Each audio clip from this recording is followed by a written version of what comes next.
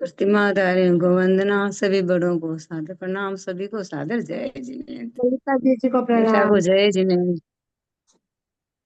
सरिता भाई आ गया। हाँ, कल आए।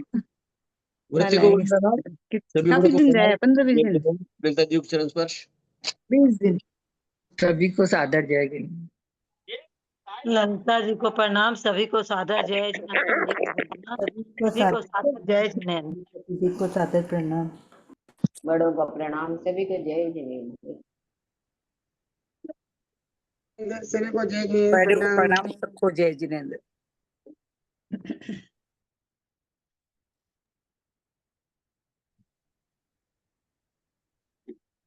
सावधान। ओकारं बिंदु संयुक्तं नित्यं ध्यायन्ति योगिना कांदं मोक्षदं चैव ओंकाराय नमो नमः। अविरल शब्द घनौघ प्रचालित सकल भूतल कलंका मुनिभिरूपासि तीर्था सरस्वती हरतु न दूरितम् अज्ञानतिमिरान्धानां ज्ञानाञ्जनशलाकया चक्षुरुन्मीलितं येन तस्मै श्री गुरुवे नमः। श्री परम गुरुवे नमः। परंपराचार्य गुरुभ्यो नमः।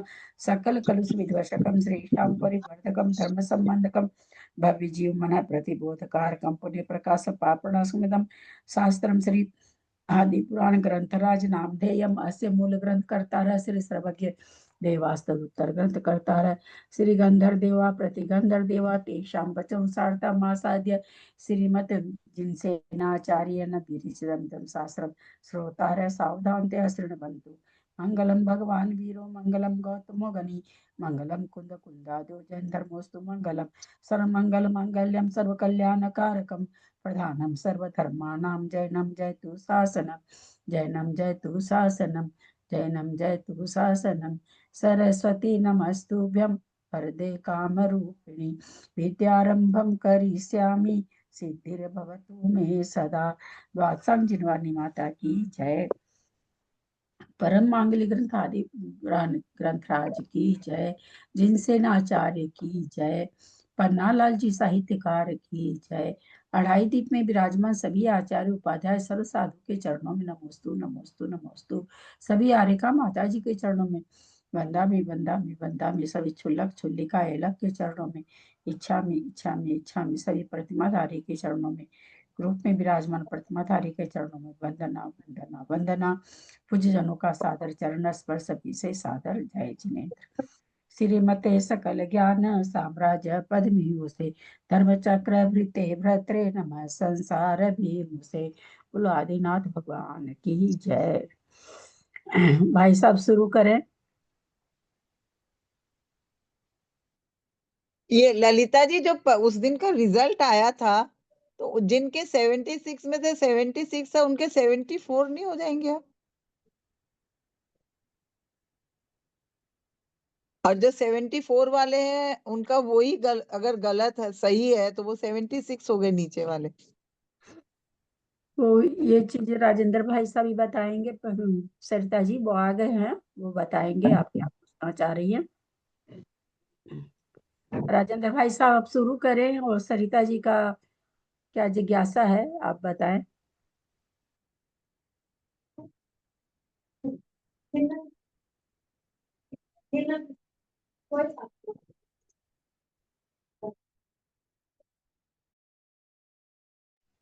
राजेंद्र भाई साहब आवाज नहीं आ रही है आपको?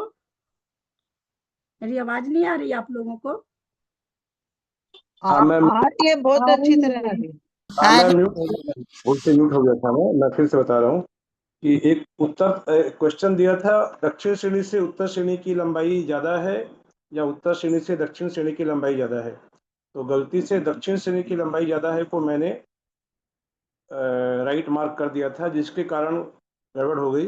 जिन लोगों ने दक्षिण श्रेणी की लंबाई ज़्यादा है लिखा है उनको 2 नंबर ज़्यादा मिल गए, जबकि उनको कम मिलने थे, और जिन्होंने सही उत्तर दिया उनको कम मिल गए। तो ये मैंने दिया कि भाई आप अपने अपने उत्तर कृपया स्वयं ठीक कर लीजिए कि जिसने दक्षिण श्रेणी की लंबाई ज़्यादा है वो 2 नंबर कम कर लीजिए, और जिसने उत्तर श्रेणी की लंबाई ज़्यादा है वो 2 नंबर बढ़ा लीजिए। क्योंकि रिजल्ट बन गया है तो वापस से बनाना संभव नहीं है, तो वो आप स्वयं देख लीजिए। और उस हिसाब से कल्पना रमेश जी जैन, जो कि उस दिन गलती से मैंने उनको सर्वोपरि नहीं बताया था, वही सर्वोपरि होती है। सबसे ज़्यादा मार्क्स उन्हीं के हैं। समझ गए ना, ये भूल सुधार का मैसेज मैंने डाल दिया था कि कल्पना जी ही सबसे ऊपर है, उसमें गलती हो गई थी बताने में। अब आज शुरू करते हैं। जय बोलो देवाधिदेव आदिनाथ भगवान ने की जय। आदरणीय अंजना दीदी को सादर वंदना, ललिता दीदी को प्रणाम और सभी श्रोताओं को जय जिनेन्द्र। आज हम लोग 20वें पर्व का स्वाध्याय आरंभ कर रहे हैं, जो कि बहुत ही सुंदर ज्ञानवर्धक स्वाध्याय है कि जिसमें आहार दान की महिमा का वर्णन किया गया है कि आहार दान की क्या महिमा। पद्म पुराण आदि पुराण कौन सा भाग है ये? आदि पुराण का 20वां पर्व है, पहला भाग है जी। ठीक है जी, ठीक। पेज नंबर 445, ठीक है जी। 445। इसमें आचार्य महाराज कहते हैं कि जिनका महात्म्य अचिंत्य है और जो मेरु पर्वत के समान अचल स्थिति को धारण करने वाले हैं, ऐसे भगवान ऋषभदेव को योग धारण किए हुए जब 6 माह पूर्ण हो गए कि बताया जिनका महात्म्य अचिंत्य है। अचिंत्य है अर्थात किसी के चिंतन में नहीं आ सकता है, ऐसा जिनका महात्म्य है, जो चिंतन में हम जैसे सामान्य प्राणी नहीं ला सकते, ऐसे भगवान ऋषभदेव जो कि अचिंत्य, यह एक भगवान के 1008 नामों में एक नाम उनका अचिंत्य भी है। जो पढ़ेंगे जब हम लोग 25वें पर्व में, तो 563वां नाम जो उनका है वह अचिंत्य नाम है। ऐसे भगवान को 6 माह जब पूर्ण हो गए तब क्या होता है, ये वर्णन आगे कहा जा रहा है कि तब यतियों की चर्या अर्थात आहार लेने की विधि बताने के उद्देश्य से शरीर की स्थिति के अर्थ निर्दोष आहार ढूंढने के लिए उनकी इस प्रकार बुद्धि उत्पन्न हुई। वे ऐसा विचार करने लगे कि क्या उनका उद्देश्य था, अब आहार उनको लेना है। यह नियम होता है कि तीर्थंकर आहार लेते ही हैं, आहार लेने के पहले उनको केवल ज्ञान नहीं होता, ऐसा नियम है। और क्यों आहार लेते हैं, क्योंकि वो आहार लेने की चर्या किस प्रकार लोग सीख सकें, जान सकें, इसके लिए तीर्थंकर आहार के लिए निकलते हैं। तो ऐसे भगवान की बुद्धि हुई, जो विचार करते हैं कि बड़े दुख की बात है कि बड़े बड़े वंशों में उत्पन्न हुए ये नवदीक्षित साधु, जो कि 4000 साधु भ्रष्ट हो गए थे, कंदमूल आदि खाने लगे थे, जिन्होंने वस्त्र पहन लिए थे, वे नवदीक्षित साधु समीचीन मार्ग का ज्ञान न होने के कारण इन क्षुधा आदि परिसहों से शीघ्र ही भ्रष्ट हो गए। अर्थात ये क्षुधा तृषा आदि की जो परिसह है, इनको सहन नहीं कर सके और बहुत शीघ्र ही भ्रष्ट हो गए। यह बहुत दुख की बात है, ऐसा विचार भगवान ऋषभदेव करने लगे। मोक्ष के अभिलाषी मुनियों को यह शरीर न तो केवल कृषि करना चाहिए और न रसीले तथा मधुर मन चाहे भोजनों से इसे पुष्ट ही करना चाहिए। ये दोनों काम उचित नहीं है कि शरीर को बिल्कुल एकदम कृष कर देंगे, कमजोर कर देंगे तो शरीर रहेगा ही नहीं, तो धर्म साधन कैसे कर पाएंगे। तो न तो ऐसा कार्य करना चाहिए और न ही बहुत ज़्यादा रसीले गरिष्ठ भोजन जिससे कि इंद्रियों में विकार आदि पैदा होने की संभावना होती है, ऐसा भोजन भी करना चाहिए। किंतु जिस प्रकार ये इंद्रियां अपने वश में रहें और कुमार्ग की ओर न दौड़ें, इस प्रकार मध्यम वृत्ति का आश्रय लेकर प्रयत्न करना चाहिए। ये बता दिया कि मध्यम वृत्ति का आश्रय मुनियों को लेना चाहिए, न तो शरीर को एकदम से कृष करना चाहिए, शरीर को बनाए रखना भी जरूरी है, तभी शरीर से धर्म साधन होता है, और न बहुत ज़्यादा गरिष्ठ भोजन करना चाहिए, बल्कि मध्यम वृत्ति जो है उसकी यहाँ पर सलाह दी गई कि उसका आश्रय लेना चाहिए। और उपवास क्यों करना चाहिए, ये बता रहे हैं कि वात पित्त और कफ आदि दोष को दूर करने के लिए उपवास आदि करना चाहिए, तथा प्राण धारण करने के लिए आहार ग्रहण करना भी जैन शास्त्रों में दिखलाया गया है कि प्राणों को बचाए रखने के लिए आहार करना है। हमें जीने के लिए भोजन करना है, भोजन करने के लिए नहीं जीना है। संभव सागर जी महाराज एक उपदेश बराबर दिया करते हैं। क्या उपदेश देते हैं कि शरीर को नौकर समझो, घर को धर्मशाला समझो, भोजन को दवाई समझो। कि भोजन जो करना है तो भोजन हमें हृष्ट पुष्ट करने के लिए नहीं, बल्कि भोजन को दवाई समझ करके करना है, कि दवा समझ करके इस शरीर को बनाए रखना है। यही भोजन का उद्देश्य है। यही बात यहाँ कह रहे हैं कि प्राण धारण करने के लिए आहार करना भी जैन शास्त्रों में दिखाया गया है। अब काय क्लेश कितना करना चाहिए कि काय क्लेश उतना ही करना चाहिए जितने से संक्लेश न हो। बहुत ज़्यादा काय क्लेश करके यदि अंदर में संक्लेश उत्पन्न होने लगे तो चित्त चंचल हो जाता है और मार्ग से चित्त च्युत हो जाता है। इसलिए संयम रूपी यात्रा की सिद्धि के लिए शरीर की स्थिति चाहने वाले मुनियों को रसों में आसक्ति न रखे निर्दोष आहार ग्रहण करना चाहिए। आगे पेज नंबर 446 में गेट बंद कर दो, पूरा अच्छा सा बंद कर दो। जिस समय भगवान ऋषभदेव विहार कर रहे थे, अब भगवान की तपश्चर्या तो पूर्ण हो चुकी है, उनका 6 माह का प्रतिमा योग का नियम था। अब भगवान विहार करने के लिए निकलते हैं। तो जिस समय भगवान विहार कर रहे थे उस समय कंपायमान हुई पृथ्वी उनके चरण कमलों के निक्षेप को स्वीकृत कर रही थी, स्वीकार कर रही थी। पृथ्वी कंपायमान हो रही थी। उस समय भगवान ऋषभदेव यदि इरिया समिति से युक्त तपश्चरण धारण करने में उन्होंने प्रयत्न नहीं किया होता तो सचमुच ही यह पृथ्वी उनके चरणों के भार से दबकर अधोलोक में डूब गई होती। पृथ्वी उनके चरणों का भार सहन नहीं कर पाती। लेकिन भावार्थ बताते हुए कह रहे हैं कि भगवान इरिया समिति से गमन करने के कारण ओले पोले पैर रखते थे, बहुत धीरे धीरे सावधानी पूर्वक पैर रखते थे, इसलिए पृथ्वी पर उनका अधिक भार नहीं पड़ता था। अभी नहीं बेटा, जाओ अभी अभी जाओ, अभी कहाँ क्लास चल रहा है, बंद करो ना बेटा। हाँ बाद में करेंगे, बाद में खेलेंगे हम लोग। हाँ बाद में।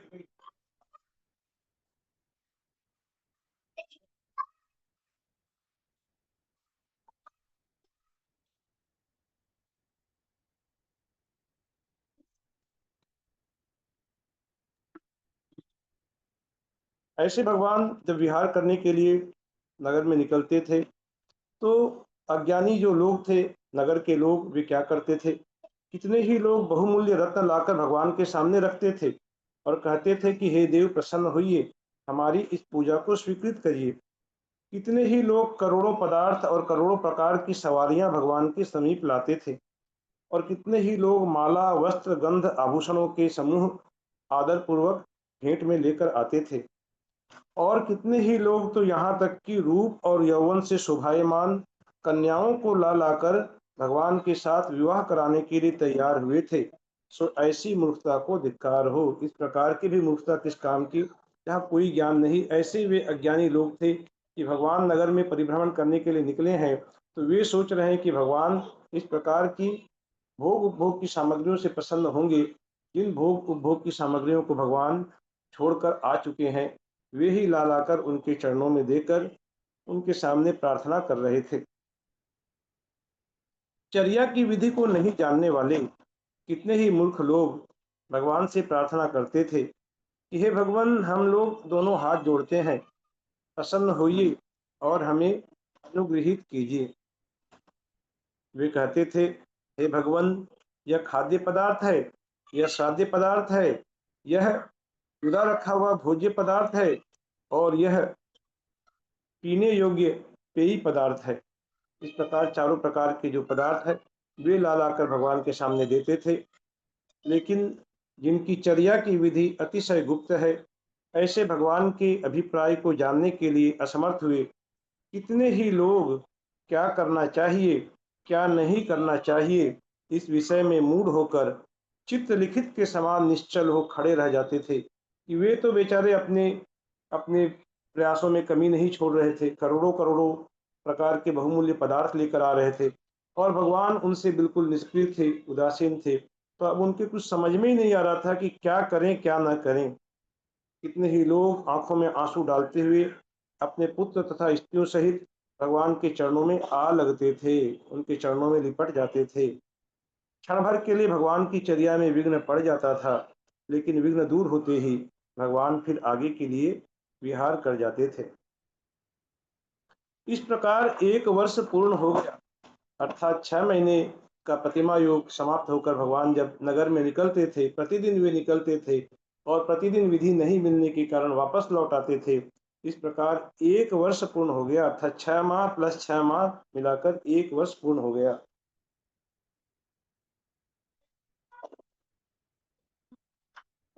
अंदर आकर के बैठ सकती है, तो बैठो, नहीं तो बाहर रहो।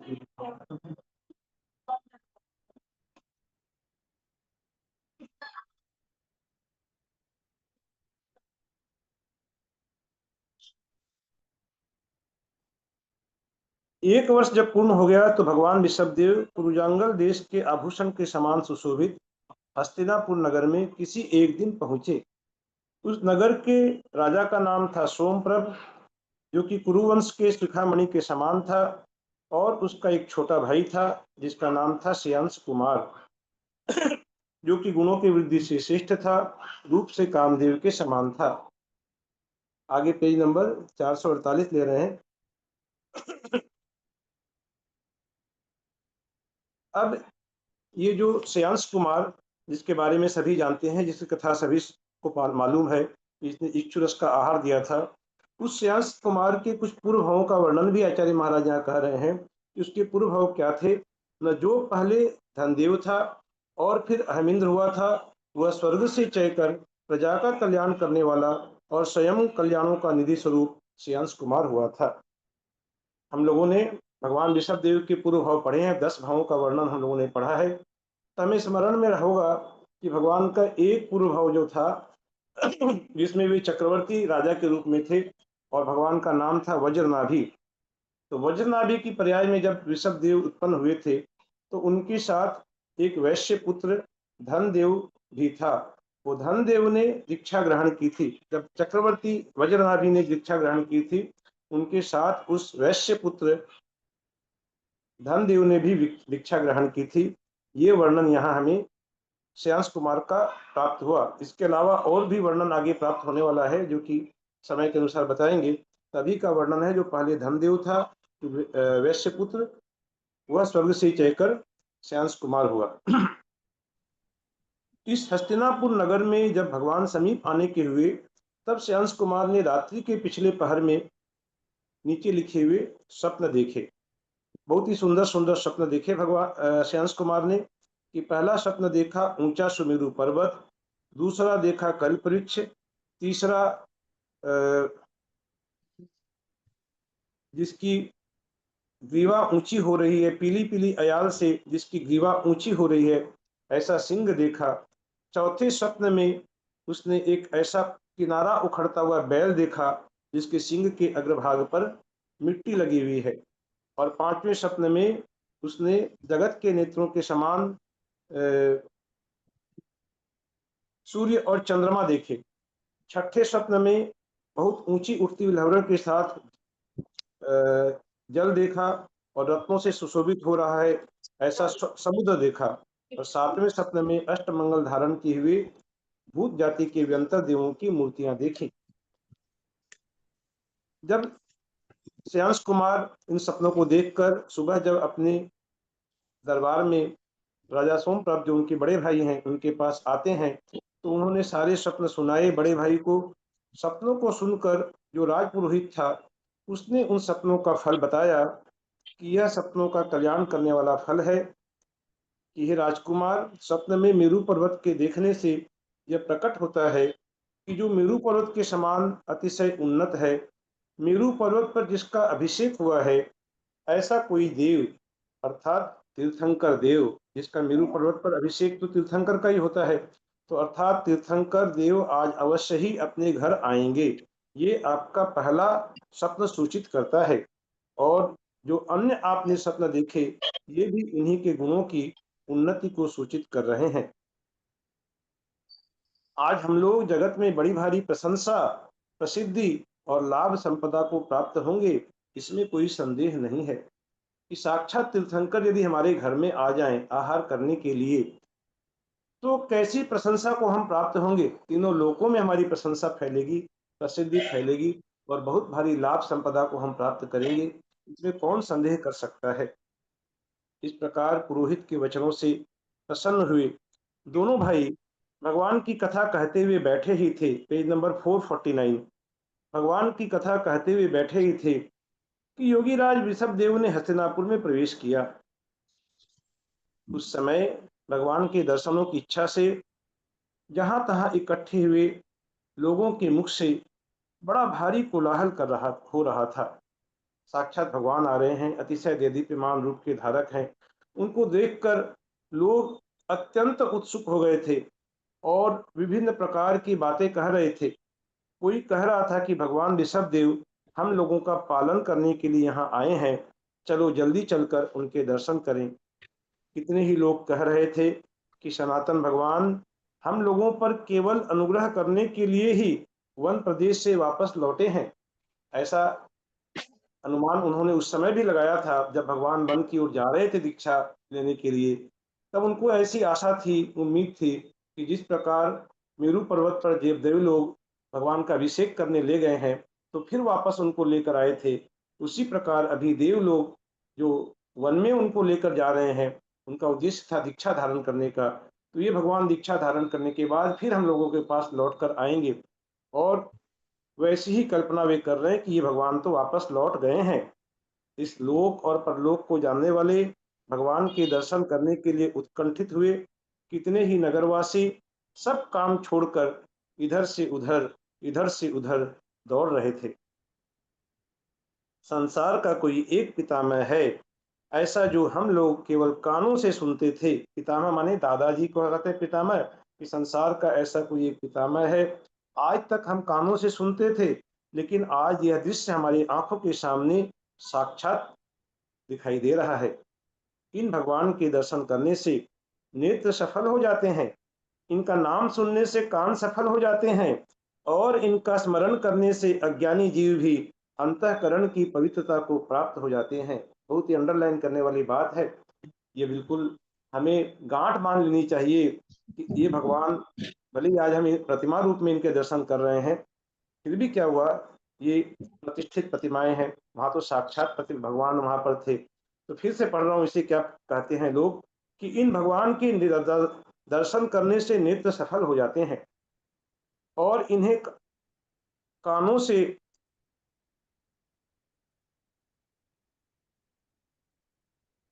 इनका नाम सुनने से, भगवान का नाम सुनने से कान सफल हो जाते हैं और इनका स्मरण करने से जो अज्ञानी जीव भी है, भले वह अज्ञानी जीव है लेकिन स्मरण करता है तो वह अंतःकरण की पवित्रता को प्राप्त हो जाता है। ऐसा महात्मा भगवान के दर्शन में है। बड़ा भारी आश्चर्य है कि ये भगवान तीन लोक के स्वामी होकर भी सब परिग्रह छोड़कर इस तरह अकेले ही विहार करते हैं। ये बहुत वास्तव में ये बहुत बड़ी आश्चर्य की बात है कि कहने को तो हम कहते हैं कि भगवान तीन लोक के स्वामी है, लेकिन इनके पास तो कुछ नहीं है, एक तीन मात्र भी परिग्रह नहीं है और उसके बावजूद भी ये तीन लोक के स्वामी हैं और एकाकी विहार कर रहे हैं। जो हम लोगों ने पहले सुना था कि भगवान ने स्वाधीन सुख प्राप्त करने की इच्छा से झुंड की रक्षा करने वाले हाथी के समान वन के लिए प्रस्थान किया है, तो वह इस समय सत्य मालूम होता है। Page number 450।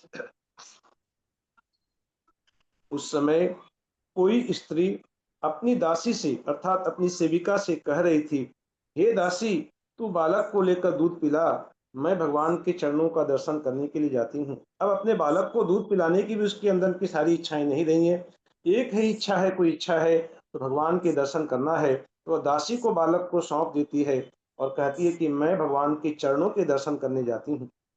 कोई अन्य स्त्री कह रही थी कि स्नान की सामग्री या आभूषण पहनने की सामग्री ये सब दूर रहें, इनसे मुझे कोई प्रयोजन नहीं है, मुझे तो भगवान के दृष्टि रूपी पवित्र जल से मैं स्नान करूंगी। अब यह जो लौकिक स्नान है इसकी आवश्यकता नहीं है, भगवान के दर्शन रूपी जो स्नान है ये मुझे करना है। भगवान के मुख रूपी बाल सूर्य के दर्शन से, यह बाल सूर्य बताया भगवान के मुख को कि बाल सूर्य अर्थात जिससे देव जो कि बड़ा मनोहर लगता है, बाल सूर्य सुबह का सूर्य जिसको देख कर मन तृप्त नहीं होता है, उसको देख देख करके टकटकी लगाकर देख कर भी मन नहीं भरता है, ऐसे ही ये बाल सूर्य के दर्शन से हमारा यह मन रूपी कमल चिरकाल तक विकास को प्राप्त हो। हे सखी, भोजन करना बंद कर, ये भोजन करने का समय नहीं है, जल्दी उठ और चल, अर्घ हाथ में लेकर जगत पूज्य भगवान की हम पूजा करें। कितने ही लोग अन्य लोगों को जाते हुए देखकर उनकी देखा देखी भगवान के दर्शन करने के लिए उद्यत हुए थे। ऐसा भी होता है कि देखा देखी मन में भाव आ जाते हैं कि अरे इतने मुनि महाराज आए हैं, यहाँ पर इतने लोग, यहाँ हजारों की संख्या में उमड़ रहे हैं, तो हमें भी चलकर इनका दर्शन करना है, जरूर इनमें कुछ ना कुछ है। तो इस प्रकार जो देखा देखी भी एक भक्ति के भाव आ जाते हैं, तो वे देखा देखी भी बहुत से लोग वहां पहुंचने के लिए तत्पर हो रहे थे।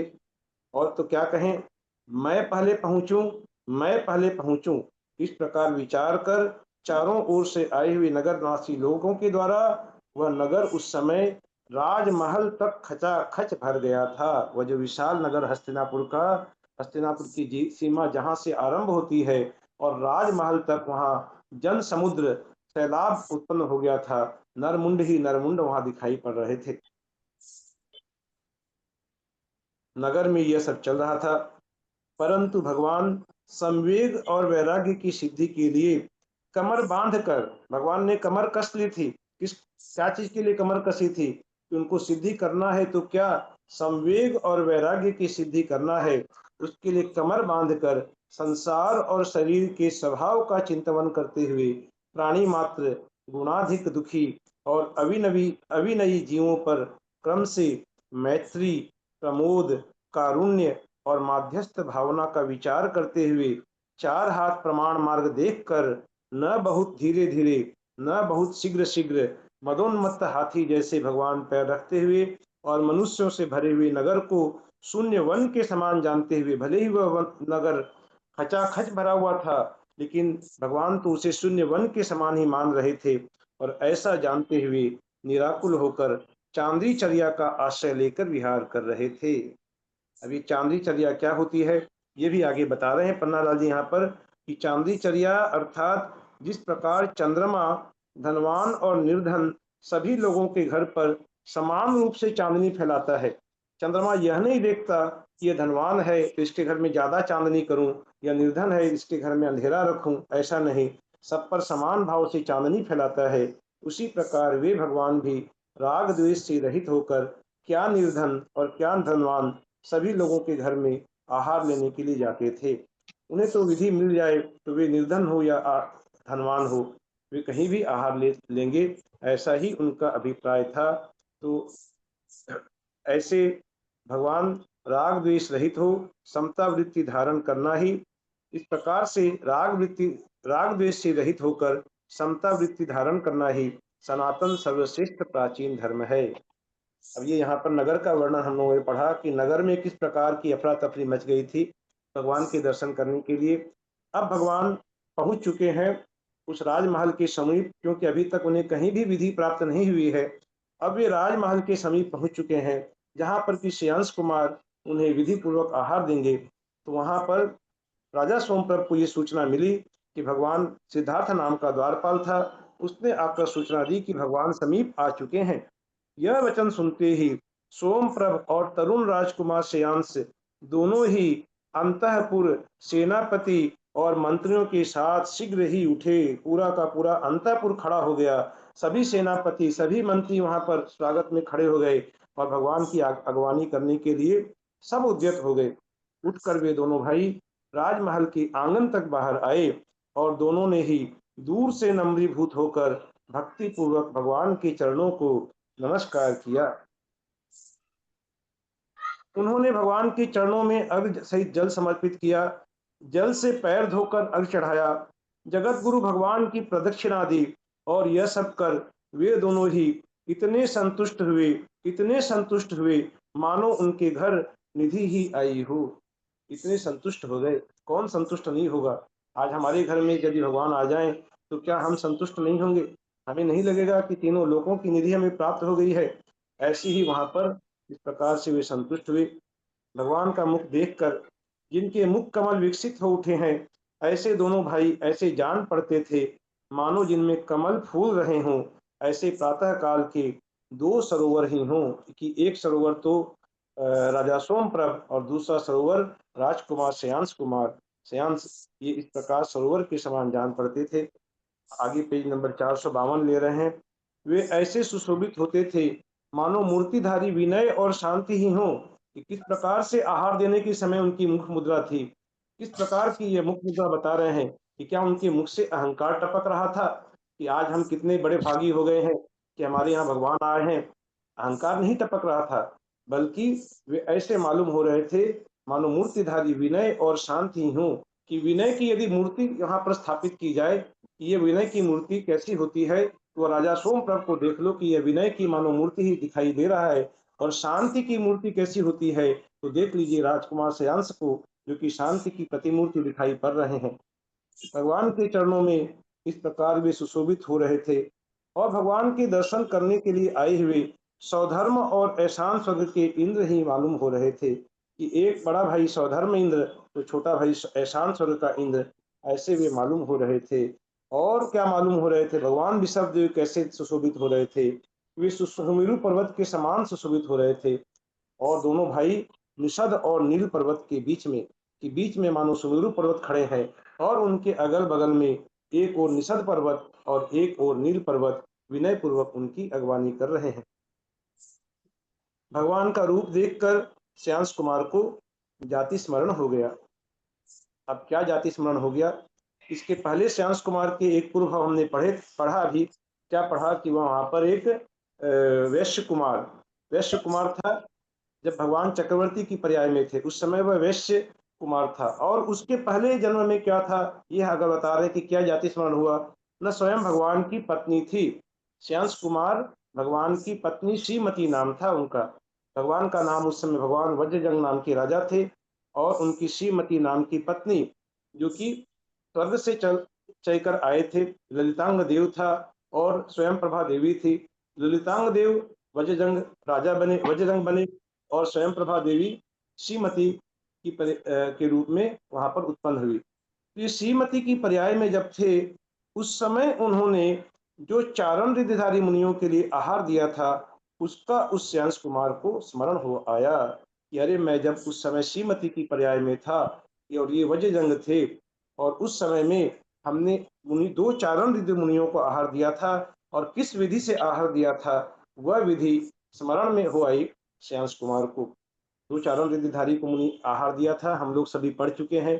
बहुत से लोगों को स्मरण भी होगा कि उस समय दो चारण रिद्धिधारी मुनि आए थे, उनके नाम थे दमवर और सागर सेन। उन मुनिराजों को आहार दान दिया था, और वे ही दोनों मुनिराज अगले भव में जब वज्रजंग और श्रीमती जब उनकी दम घुटने से मृत्यु हो गई थी, वहां हम लोगों ने पढ़ा था कि सेवक लोगों ने कोई धूप आग लगा करके और झोरोखों की किवाड़ बंद करना भूल गए थे, तो उनकी दम घुटने से मृत्यु हुई। और चारण रिद्धिधारी मुनियों को आहार देने के प्रभाव से उन्हें उत्तम भोग भूमि प्राप्त हुई थी, और उस उत्तम भोग भूमि में वे दोनों मुनिराज पुनः उन्हें आए थे उन्हें संबोधित करने के लिए। उन्होंने धर्म का उपदेश दिया था, ये वर्णन भी पढ़ा था। यही स्मरण अभी श्रेयांश कुमार को हो आया है, और उसने भगवान के लिए ऐसा निश्चय कर आहार दान दिया। इस प्रकार आहार दान दिया। दान आदि तीर्थ की प्रवृत्ति करने वाले श्रेयांश कुमार ने श्रद्धा आदि सातों गुण सहित और पुण्यवर्धक नवधा भक्तियों से सहित होकर भगवान के लिए दान दिया था।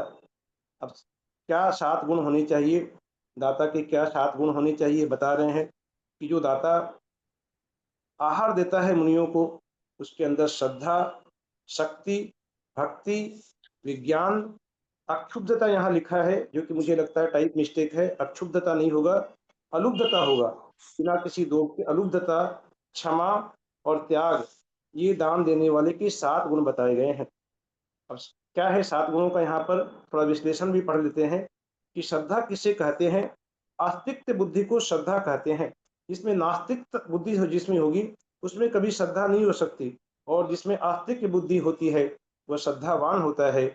और ऐसा जो श्रद्धा के न होने पर दान देने में अनादर हो सकता है, इसलिए दाता को श्रद्धावान होना जरूरी है।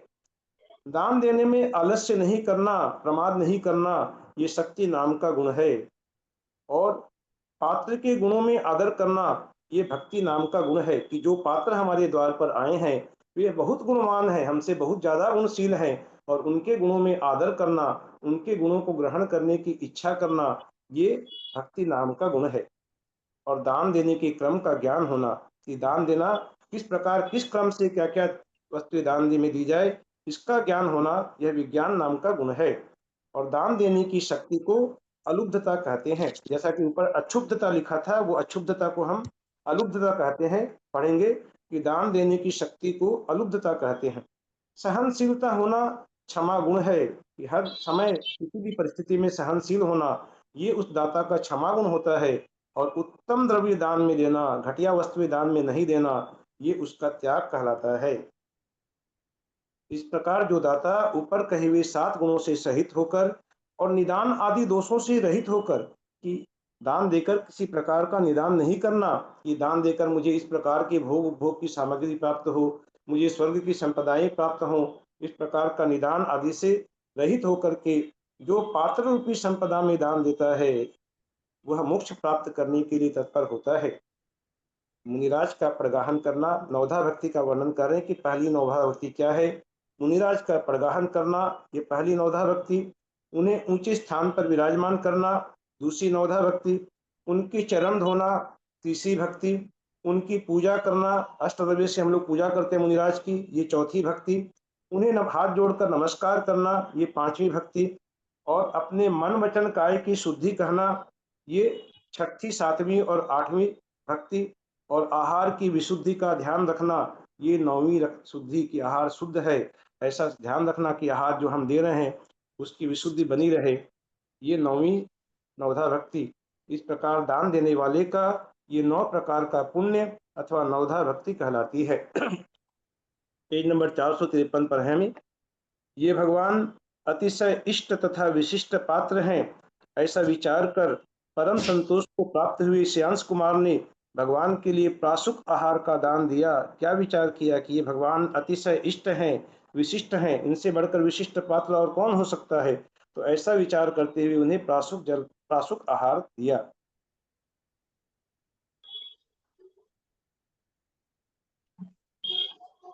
जो भगवान संतोष रखना, याचना का अभाव होना, कभी भगवान याचना नहीं करते, याचना का उनमें अभाव होता है, परिग्रह का त्याग करना और अपने आप की प्रधानता रहना आदि अनेक गुणों का विचार कर पाणी पात्र से ही, अर्थात हाथ से ही, ये पाणी पात्र से इस प्रकार जो अपने हाथों से आहार ग्रहण करते थे उत्तम। अब ये पाणी पात्र से आहार क्यों ग्रहण करते हैं, ये खड़े होकर क्यों आहार कर रहे हैं, इसका क्या कारण है कि मुनिराज खड़े होकर आहार लेते हैं। ये भी यहाँ पर बताया कि उत्तम आसन मिलने से संतोष होगा, उत्तम आसन नहीं मिला तो द्वेष होगा। अब यदि मुनिराज यदि बैठकर आसन आहार लेंगे तो यदि उत्तम आसन मिला तो मन में संतोष होगा, राग भाव उत्पन्न होगा। यदि उत्तम आसन नहीं मिला तो क्या होगा, द्वेष भाव उत्पन्न होगा और ऐसी अवस्था में असंयम होगा। ऐसा विचार कर जो भगवान खड़े होकर ही भोजन करते थे, शरीर संबंधी दुख सहन करने के लिए, सुख की आसक्ति दूर करने के लिए और धर्म की प्रभावना करने के लिए जो भगवान काय क्लोश को प्राप्त होते थे, जिनमें अकिंचनता की प्रधानता है, जो मोक्ष का साधारण साक्षात कारण है, जिसे कोई प्राप्त नहीं करना चाहता और जो तत्काल में उत्पन्न हुए बालक के समान निर्विकार हैं, उपद्रव रहित हैं। ये बहुत सुंदर बात कही कि भगवान किस प्रकार निर्विकार है।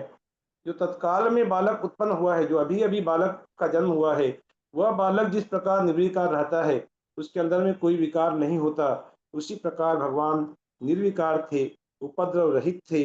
ऐसे नग्न दिगंबर रूप को जो भगवान धारण करते थे। तेल आदि की याचना करना, उसके लाभ और अलाभ में राग द्वेष का उत्पन्न होना।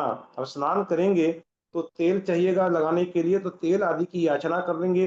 तेल मिल गया तो राग हुआ, तेल नहीं मिला तो द्वेष हुआ, तो ये राग द्वेष का उत्पन्न होना। और केशों में उत्पन्न होने वाले जूं आदि की, जीवों की हिंसा होना। अब स्नान करेंगे तो जूं आदि यदि कुछ हो गई हैं तो वे जूं आदि भी जल के द्वारा सब खत्म हो जाएंगे, तो उन जूं आदि की हिंसा होना इत्यादि अनेक दोषों का विचार कर जो भगवान स्नान व्रत को धारण करते थे, कभी भी स्नान नहीं करते थे, ऐसे भगवान वहां पर आहार के लिए उपस्थित हैं। 1 वर्ष तक भोजन नहीं करने पर भी, 1 वर्ष हो गया भगवान को, 6 महीना प्रतिमा योग और 6 महीने तक विधि नहीं मिली, तो जो भगवान शरीर में पुष्टि और दीप्ति को अभी भी धारण कर रहे थे, यदि छुरा आदि से, छुरा मन होता उस तरह, यदि उस तरह आदि से बाल बनवाए जाएंगे, हम यदि बाल छुरा आदि से यदि काटेंगे तो उसके साधन आदि लेने पड़ेंगे, उनकी परिग्रह करना पड़ेगा, उनकी रक्षा करनी पड़ेगी, और कहीं यह छुरा आदि, ये उस्तर आदि खो जाते हैं तो एक चिंता होगी मन में। ऐसा विचार कर जो भगवान अपने हाथ से ही केश नोच करते थे, जो भगवान पांचों इंद्रियों को वश कर लेने से शांत थे, तीनों गुप्तियों से सुरक्षित थे, तीनों गुप्तियों से भगवान सुरक्षित थे, महाव्रती थे, इच्छा रहित थे। Page number 454। तीनों लोकों के समस्त जीवों का हित करने के लिए मोक्ष मार्ग का उपदेश देने वाले थे, और जिन्होंने अपने दोनों हाथ उत्तान किए थे, अर्थात दोनों हाथों को सीधा मिलाकर अंजलि, इस प्रकार जिन्होंने अंजलि बनाई थी, ऐसे भगवान ऋषभ देव के लिए श्रेयांश कुमार ने राजा सोमप्रभ और रानी लक्ष्मीमती के साथ साथ आदर पूर्वक ईख के प्रासुक रस का आहार दिया था। कैसा दृश्य रहा होगा वह, जब राजा सोमप्रभ और श्रेयांश कुमार ने रानी लक्ष्मीमती के साथ आदर पूर्वक भगवान के कर कमलों में इक्षु रस की धारा छोड़ी थी। कैसा महात्म्य होता है आहार दान का, जब तीर्थंकर को भी हाथ नीचा करना पड़ता है, तीर्थंकर का हाथ इस प्रकार नीचे रहता है और देने वाले दाता का हाथ ऊपर रहता है। ये आहार दान का महात्म्य था, और इस प्रकार इक्षु रस का आहार भगवान को दिया गया।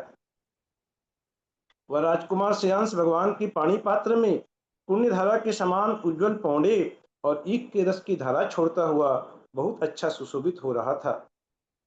अब भगवान को आहार दान दिया जा रहा है, और आकाश से पंचाश्चर्य की उत्पत्ति हो रही है। देवलोग पंचाश्चर्य कर रहे हैं, देव भी बड़े प्रसन्न हो रहे हैं इस प्रकार का दृश्य देखकर।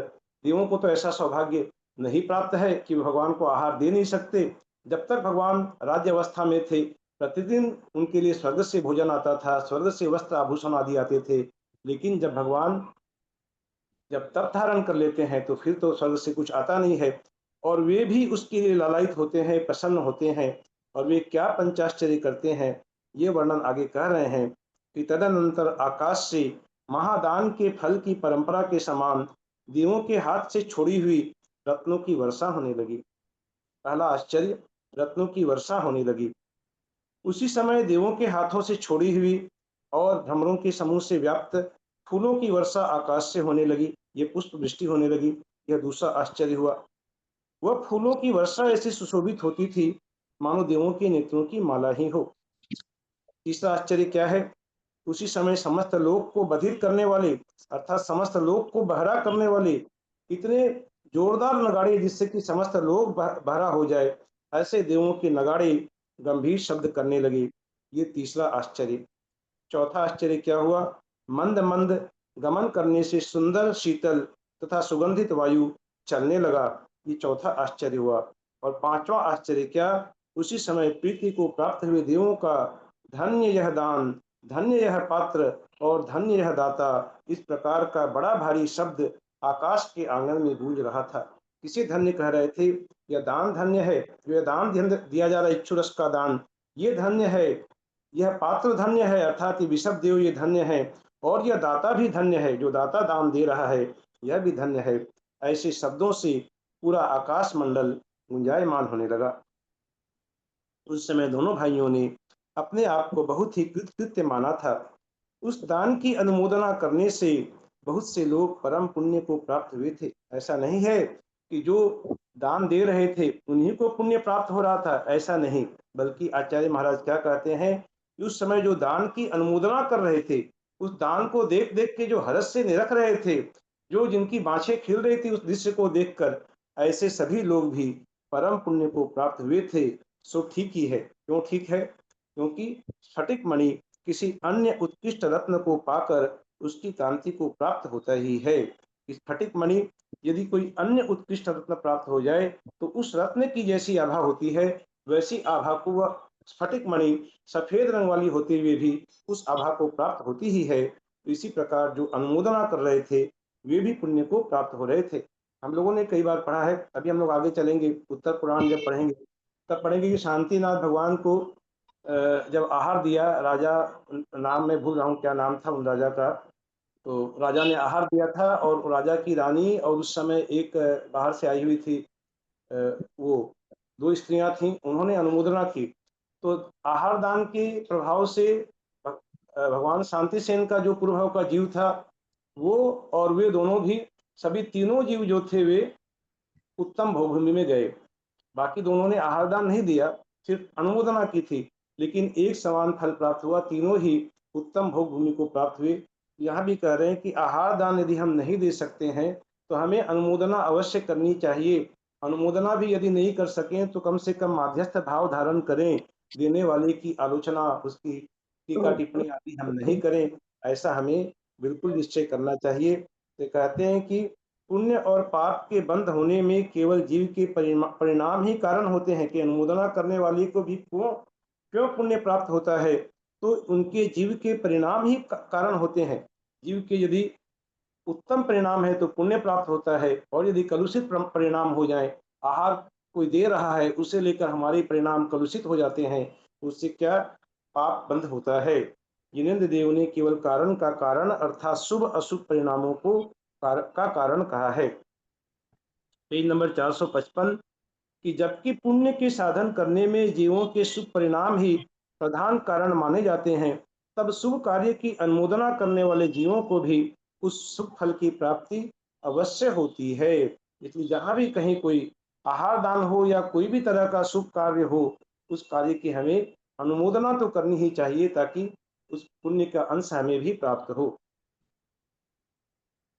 इस प्रकार महाबुद्धिमान भगवान ऋषभदेव शरीर की स्थिति के अर्थ आहार ग्रहण कर, आहार ग्रहण करने का उद्देश्य क्या था, शरीर को हृष्ट पुष्ट करना नहीं, बल्कि शरीर की स्थिति मात्र के लिए आहार ग्रहण किया, और जिन्हें एक प्रकार का कौतुक उत्पन्न हुआ है, जो अतिशय नम्रीभूत हैं, ऐसे उन दोनों भाइयों को हर्षित करके भगवान पुनः वन की ओर प्रस्थान कर गए।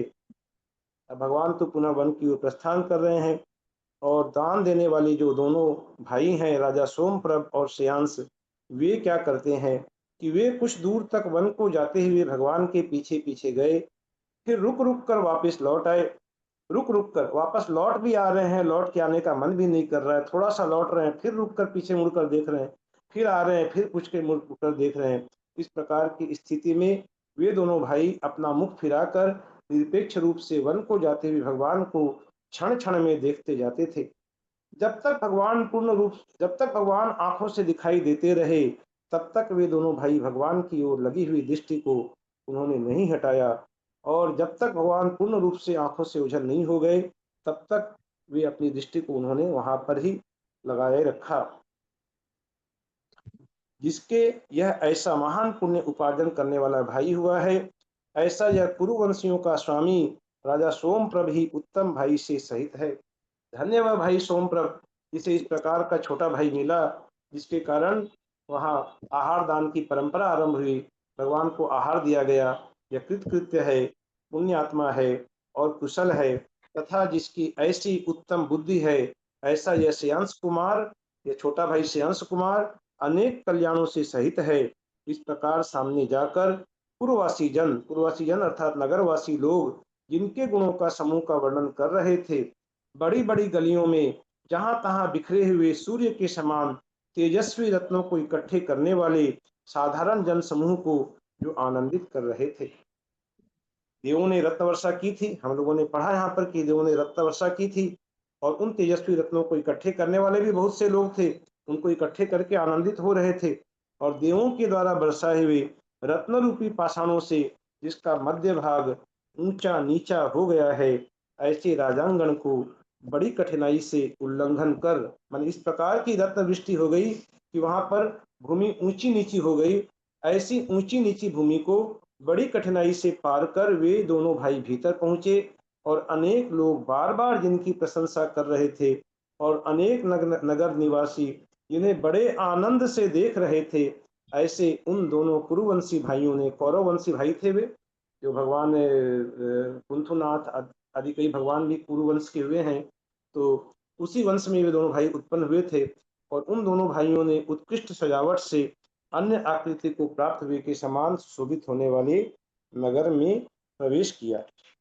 हमें आज पढ़ना है कहाँ तक, 157 तक पढ़ना है। समय तो हो चुका है, थोड़ा सा संक्षेप में और लेते हैं, अभी और थोड़ा पढ़ना बाकी है। उस समय अहो कल्याण, ऐसा कल्याण, ये पेज नंबर 456, उस समय अहो कल्याण, ऐसा कल्याण और उस प्रकार का कल्याण, इस तरह समस्त संसार राजकुमार श्रेयांश के यश से भर गया था। पूरे संसार में यश की कीर्ति फैल गई थी। ऐसा दान दिया तीर्थंकर को कि श्रेयांश कुमार की कीर्ति पूरे संसार में फैल गई। सो ठीक ही है, क्योंकि उत्तम दान यश को देने वाला होता ही है। उत्तम दान, ये बात भी हमें गांठ बांध कर रखनी है कि यदि उत्तम दान दादा देता है तो उसका यश फैलेगा ही फैलेगा। वह यश रुक नहीं सकता, वह यश फैलता ही है। संसार में दान देने की प्रथा उस समय प्रचलित हुई और दान देने की विधि भी सबसे पहले राजकुमार श्रेयांश ने ही जान पाई थी। अब महाराज भरत बड़े आश्चर्यचकित होते हैं कि किस प्रकार श्रेयांश कुमार ने ये सब जान लिया, किस प्रकार कैसे उसने विधि को जान लिया, अभिप्राय को भगवान को आपने कैसे जान लिया। तो देवों को भी बड़ा आश्चर्य हुआ था, जिन्हें श्रेयांश पर बड़ा भारी विश्वास उत्पन्न हुआ था। ऐसे उन देवों ने आकर बड़े आदर से उनकी पूजा की थी। वे पूजा के मतलब पूजा माने उनका आदर सत्कार किया था कि देवों ने भी आकर राजकुमार श्रेयांश का आदर सत्कार किया था। महाराज भरत पूछते हैं श्रेयांश कुमार से कि हे महादान पते, संबोधित क्या करते हैं, हे महादान पते, कहो तो सही, तुमने भगवान का यह अभिप्राय किस प्रकार जान लिया है। हे कुरुराज, अर्थात कौरववंशी हैं तो कह रहे हैं, हे कुरुराज, आज तुम हमारे लिए भगवान के समान पूज्य हुए हो।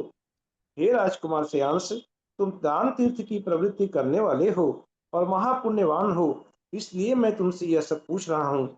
जो सत्य हो वह बात आज मुझसे कहो। जब इस प्रकार भरत ने जानने की जिज्ञासा की, तब श्रेयांश कुमार उत्तर देते हैं कि जिस प्रकार रोगी मनुष्य रोग को दूर करने वाली किसी उत्कृष्ट औषधि को पाकर प्रसन्न होता है, जिस प्रकार कोई प्यासा मनुष्य स्वच्छ जल से भरे हुए जल को पाकर प्रसन्न होता है, उसी प्रकार भगवान के उत्कृष्ट रूप को देखकर मैं अतिशय गदगद हो गया था, मैं प्रसन्न हो गया था।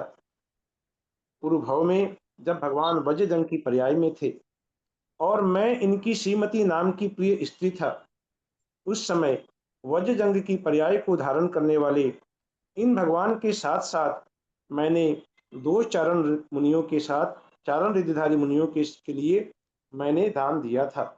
ये बात श्रेयांश कुमार बता रहे हैं कि वे दोनों चारण मुनि, जिनका नाम था दमवर और सागर सेन, उनको उस श्रीमती और वज्रजंग के जीव ने आहार दान दिया था। अतिशय विशुद्ध, दोष रहित और प्रसिद्धि का कारण ऐसा महादान देना और बड़े पुण्य से प्राप्त होता है।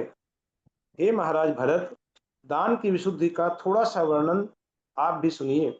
यद्यपि हमारा समय हो चुका है, लेकिन बहुत महत्वपूर्ण वर्णन है, इसलिए इसे छोड़ नहीं पा रहे हैं। तो दान की विशुद्धि का थोड़ा सा वर्णन जो कि श्रेयांश कुमार बता रहे हैं, ये हम लोग सभी सुनेंगे कि क्या वर्णन है इसका विशुद्धि का। कि स्व और पर के उपकार के लिए, ये बहुत महत्वपूर्ण है कि दान देने वाला स्व अर्थात अपना स्वयं का उपकार करता है और पर का भी अर्थात जिस दाता को दान देता है उनका भी उपकार होता है कि उसके दान के कारण उनकी स्थिति, शरीर की स्थिति बनी रहती है, उनका रत्नत्रय बना रहता है। तो ये कह रहे हैं कि स्व और पर के उपकार के लिए मन वचन काय की विशुद्धि पूर्वक जो अपना धन दिया जाता है उसे दान कहते हैं। ये दान की परिभाषा क्या है कि स्व और पर के उपकार के लिए मन वचन काय की विशुद्धि पूर्वक जो अपना धन दिया जाता है उसे दान कहते हैं। दान देने वाले दाता की विशुद्धता दान में दी जाने वाली वस्तु तथा दान लेने वाले पात्र को पवित्र करती है। इसलिए जो दान 9 प्रकार की विशुद्धि पूर्वक दिया जाता है वही अनेक फल देने वाला होता है।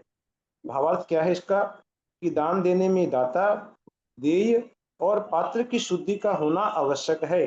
कि अब हम दान दे रहे हैं तो किसे दान दें, दाता की शुद्धि, देने वाले की शुद्धि, देय अर्थात क्या वस्तु दान में दी जा रही है उसकी शुद्धि, और पात्र की शुद्धि कि जिस पात्र को दान दिया जा रहा है उसकी शुद्धि का होना आवश्यक है। पुण्य प्राप्ति के कारण स्वरूप श्रद्धा आदि गुणों से सहित पुरुष दाता कहलाता है। जिस प्रकार हमने दान की परिभाषा पढ़ी, अब दाता की परिभाषा क्या है कि पुण्य प्राप्ति के कारण स्वरूप श्रद्धा आदि गुणों से सहित जो पुरुष है वह दाता कहलाता है। और देयी किसे कहते हैं? देयी अर्थात देने लायक वस्तु क्या है? तो आहार, औषधि, शास्त्र तथा अभय से 4 प्रकार की वस्तुएं देयी कहलाती हैं। जैसे हम लोग 10 लक्षण की पूजा में हम लोग पढ़ते हैं, अभी आने वाले हैं पर्युषण पर्व, क्या पूजा पढ़ते हैं? उत्तम त्याग कहो जग सारा, औषधि शास्त्र अभय आहारा। ये 4 जो वस्तुएं हैं, यह उत्तम त्याग है और इस प्रकार की 4 जो वस्तुएं हैं, ये देयी कहलाती हैं। जो राग आदि दोषों से छुआ भी नहीं गया हो, जो अनेक गुणों से सहित हो, ऐसा पुरुष पात्र कहलाता है। अब पात्र की परिभाषा क्या है? पात्र किसे कहते हैं?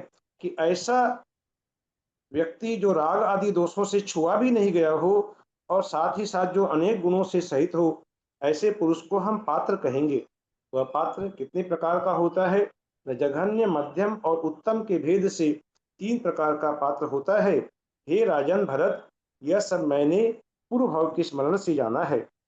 जो पुरुष मिथ्या दृष्टि है परंतु मंद कसाय होने से व्रतशील आदि का पालन करता है, जो व्रतों में जिसकी श्रद्धा है, शील आदि का पालन करता है, मंद कसाई है, यद्यपि वह मिथ्या दृष्टि भी है, लेकिन मंद कसाई होने के कारण, व्रत शील आदि का पालन करने के कारण वह जघन्य पात्र कहलाता है।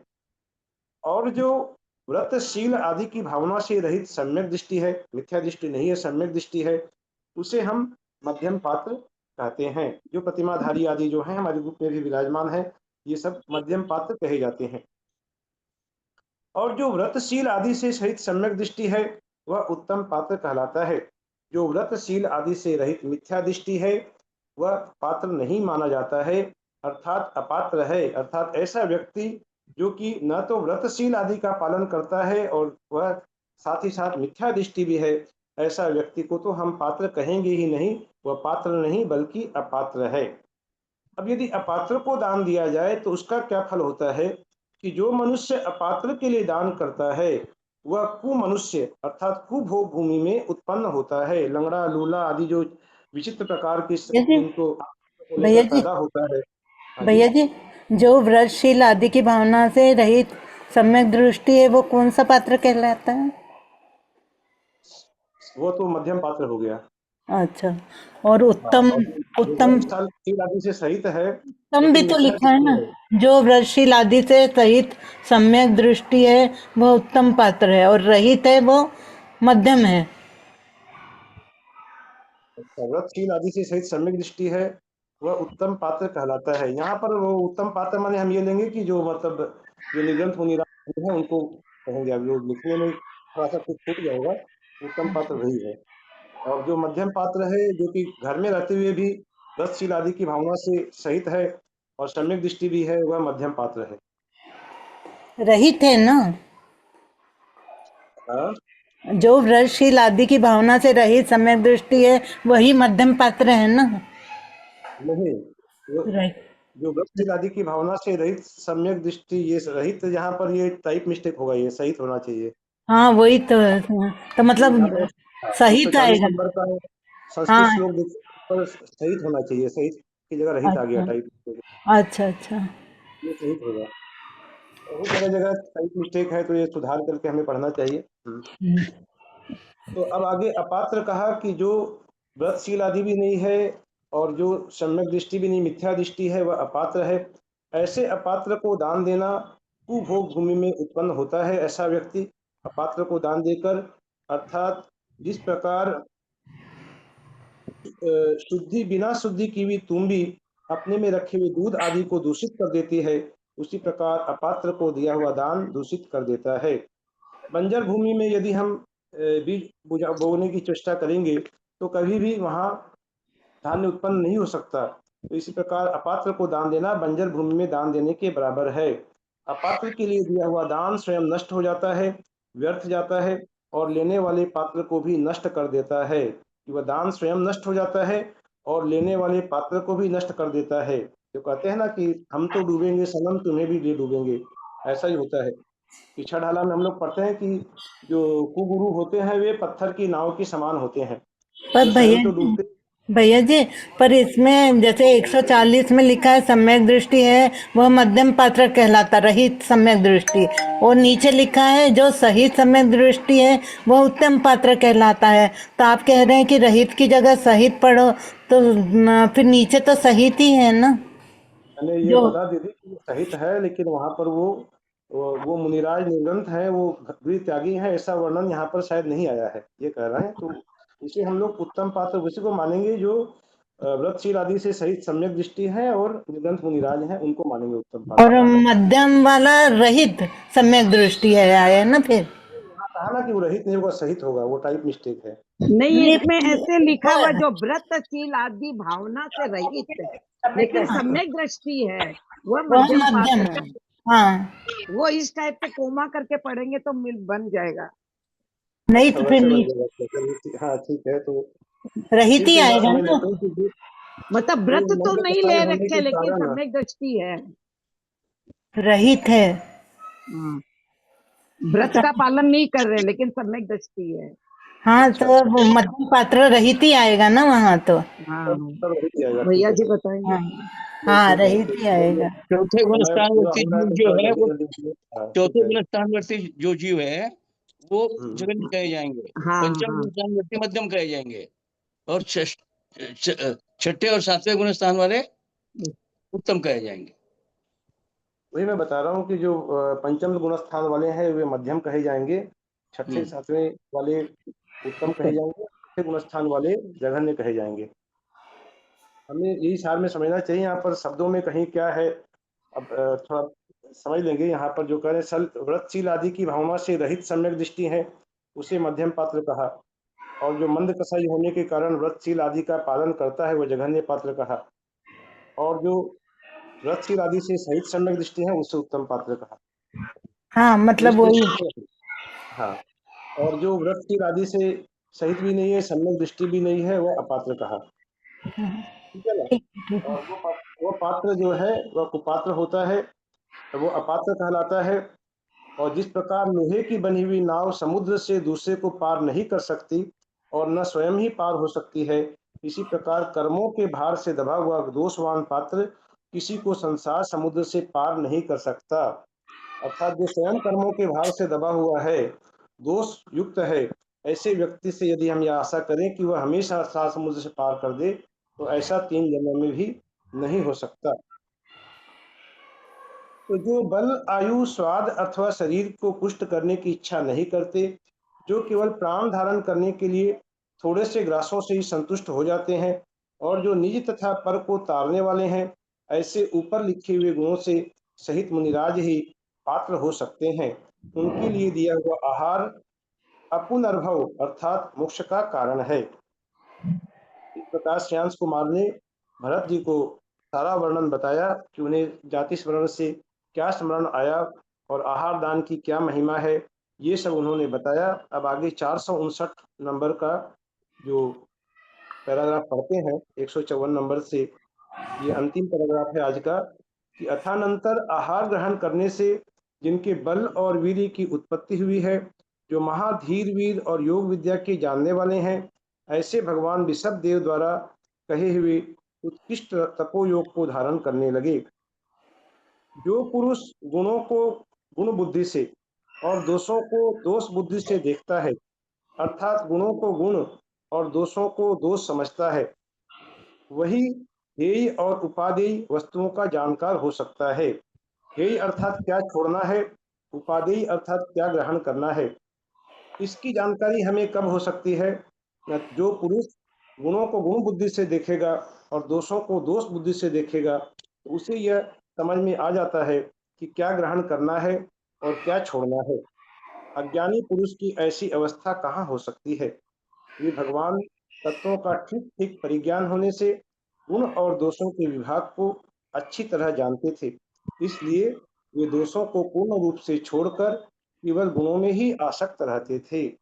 और वे अपने ध्यान की सिद्धि में, सम्यक की सिद्धि में, तप की सिद्धि में भी हमेशा लीन रहते थे। गुणों में ही वे आसक्त करते थे और दोषों को वे पूर्ण रूप से छोड़ रहे थे। जय बोलो देवादिदेव भगवान ऋषभ देव स्वामी की जय हो।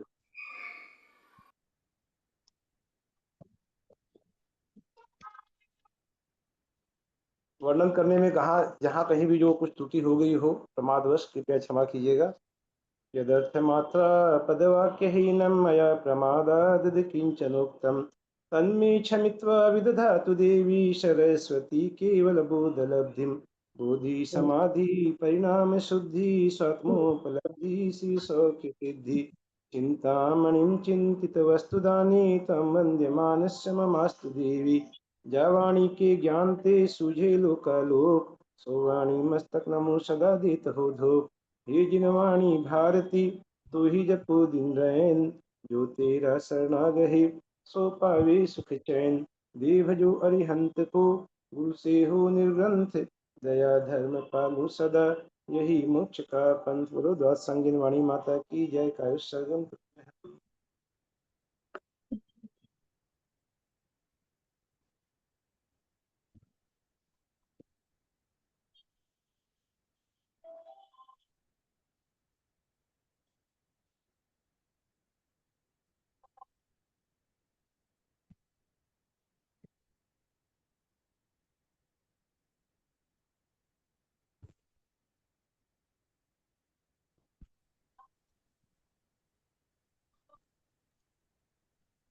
आदरणीय इंदिरा दीदी को सादर वंदना।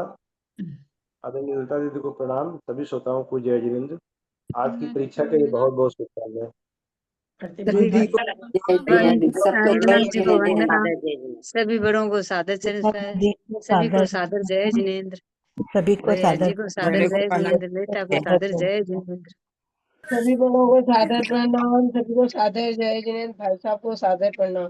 अंजना जी को वंदना, सभी को सादर जय अंजना जी को वंदना, ललिता जी को सादर चरण पर, जय सभी बड़ों को सादर प्रणाम, सभी को जय जिनेन्द्र। दीदी सभी ऊपर बच्चों भी को नहीं वंदना, अंधेरा बड़ों रहता को है, ऊपर प्रणाम। तो अंधेरा रहता है, ललिता नीचे जी तो को सब दो उजाला करते है। हैं, अंजना जी को उजाला वंदना, चाहिए सभी अंधेरा बड़ों नहीं। को सादर जय जिनेन्द्र। भाई तो साहब को हाँ ना, सादर मुझे जय कोई दिक्कत जिनेन्द्र, नहीं है। सबको जय जिनेन्द्र। बना दो और कोई दिक्कत नहीं हो तो पड़ी नहीं। सभी को सादर जय जिनेन्द्र। दीदी कुछ पूछना है पूछो। अंजना जी को बनाओ वंदना, काम है, बड़ों को खिला सादर दिया। चरण स्पर्श, सभी से सादर जय जिनेन्द्र। हाँ बोलिए मुन्नी जी। कल जो स्वाध्याय होगा वो 155 के बाद से होगा या 35 से होगा? जहाँ नहीं तक नहीं हुआ नहीं, उसके कमरे में बाद से होगा। कराएंगे। जहाँ से अपन ने छोड़ा वहां से होगा या हाँ, जहाँ तो से दीदी को हम वीडियो ऑन कर जहाँ रखना से काम। अपने लोग छोड़े हैं वहां से होगा। सबको बेस्ट ऑफ लक।